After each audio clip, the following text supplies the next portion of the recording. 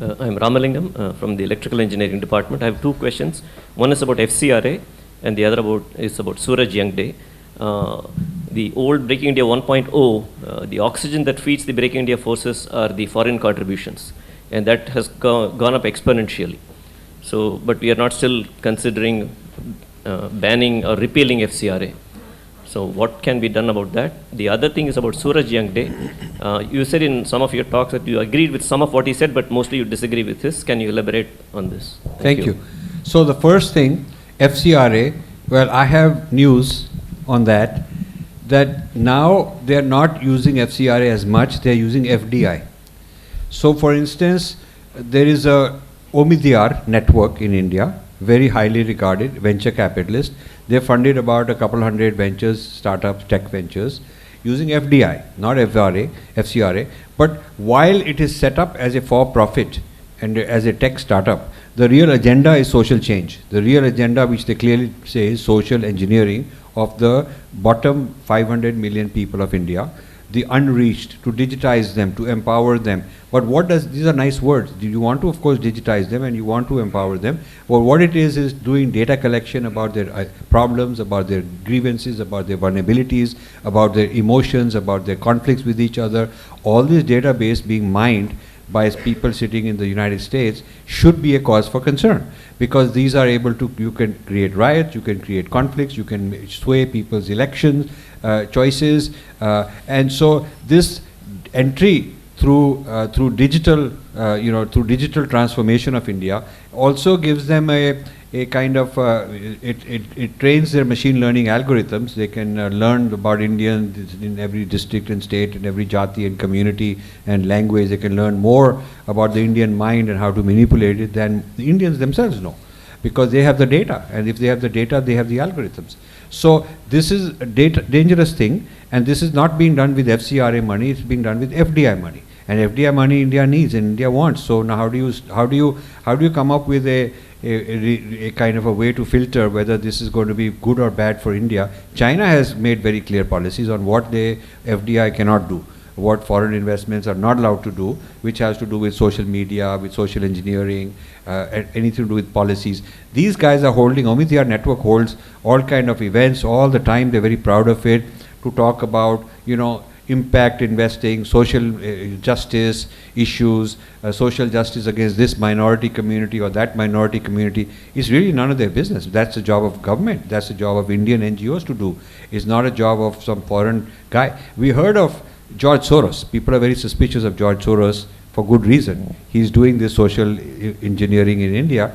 But Omidyar, at half his age, got 4 times, 5 times as much money. He's worth $20–25 billion.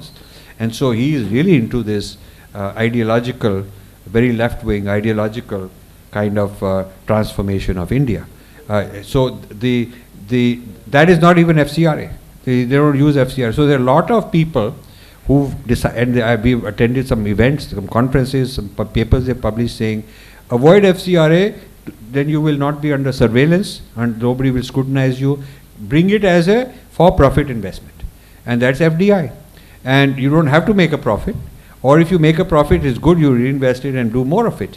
So the use of technical startups and venture capital to create a whole lot of these ventures and is the new trend. Some of these ventures are looking at the whole history of elections, the whole history of every politician, the whole history of where they ran, what they did, all their speeches, this sort of thing. So there are ventures where, using facial recognition, they are tagging an important person everywhere he goes, wherever his face is there, who he is with, who he shakes hands with, and who he doesn't shake hands with.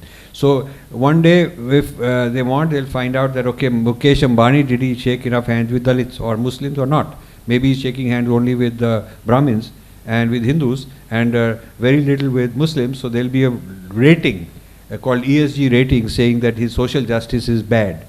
His social justice rating is bad. So this use of technology to kind of enter into the psychological profiling, social profiling, political profiling of India and interference is a very dangerous game. This is what's going on.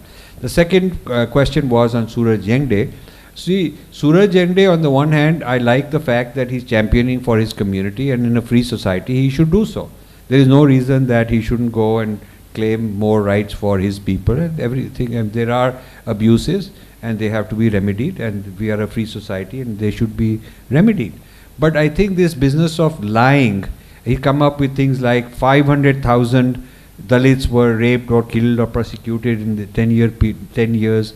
I mean, come on, he's got no data for it, no backup for it, and he's going to Americans who and telling them what they like to hear, feeding this kind of a thing, feeding this idea that to solve the problem of blacks in America, you have to solve the problem of Dalits in India because they are related problems.